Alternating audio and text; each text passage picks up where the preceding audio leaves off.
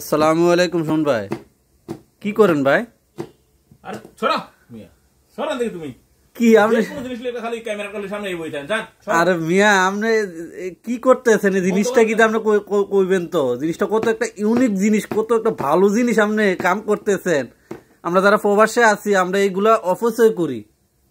আসলে আসলে এটা অপচয় করি, আমরা ফালাই দেই। বলি শর্টকাটে বলি এটা লাউর সোলকা। হ্যাঁ, এই যে লাউ কুটে রাখছি আমি, এগুলো লাউর সোলকা দেখেন।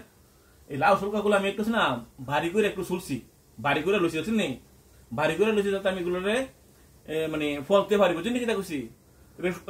সুলার পরে ভালো করে দুইছি ফলতে করে কোন দেয় নাই যে দেখেন আপনি, এই দেন আমি ফলছি এগুলোরে ফলে লইছি। এর সাথে আমি একটু আলু দেবো, আলু ফলেছি আলু ফলে দেবো বুঝিনি, দিয়া একটা রসুন দেবো, একটা বা দুইটা রসুন দেবো, দুইটা রসুন দিয়ে ভাজি করবো, সেই রকম টেস্ট।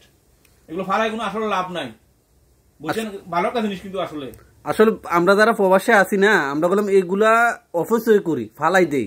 জিনিসটা বললাম খুব একটা সুন্দর এবং ভাজি করলে যে একটা টেস্ট লাগে, লগে যদি আর দুইটা ইসা মাছ কাটটা দেওয়া যায়, ইসা মাছ ভাজি করলে সেরকম হয়। হ্যাঁ, আরো মনে করেন যে টেস্টটা বাড়ে। এইগুলো না পটলের চুলকা খাওয়া যায়, জালি মানে শাল কুমড়া চুলকা খাওয়া যায়। শাল কুমড়া চুলকা খাওয়ার আগে আপনি ছুলবেন না, যদি হুঙ্গা থাকে হুঙ্গা গুলা ছুরি দিয়েছে না, এটা মাইজা লইবেন বা একটা নেকড়া দিয়া বা একটা নিউজ পেপার দিয়া ভালো করে মাইজা লইবেন, মাইজা এরপরে ধুইয়া আই নামনে সিলবেন, সিলে চুলকা গুলা আবার ধুইবেন, ধুইয়া তারপর রান্না করবেন, বাজি করবেন বুঝলেন। খুব সুন্দর, আপনি দেখেন কত সুন্দর, এই যে দেখেন ইউনিক একদম, আসলে নষ্ট করার মতো না।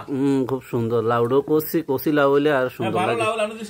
ধন্যবাদ ধন্যবাদ ভাই আপনার এই বুদ্ধিটা দেওয়ার জন্য। এবং যারা প্রবাসী আছেন তারা অবশ্যই এটা ট্রাই করবেন, খুব একটা ভালো জিনিস এবং খুব একটা মজাদার জিনিস। আপনারা যারা লাউ রান্ধেন, লাউ বাজার থেকে কিনে আনেন, লাউ চুলকাটি ফালাইবেন না, সুন্দর করে একটা আলু দিয়ে সুন্দর করে একটু ভাজি করবেন, একটু তেল দিয়ে দেখবেন যে কি একটা মজা লাগে। হ্যাঁ, একটা মজা লাগবে। তো বন্ধুরা ভালো থাকবেন, সুস্থ থাকবেন এবং আরো ভালো ভালো যদি ভিডিও পেতে চান অবশ্যই আমাদের এই পেজটা আপনারা ফলো করবেন। আসসালামু আলাইকুম।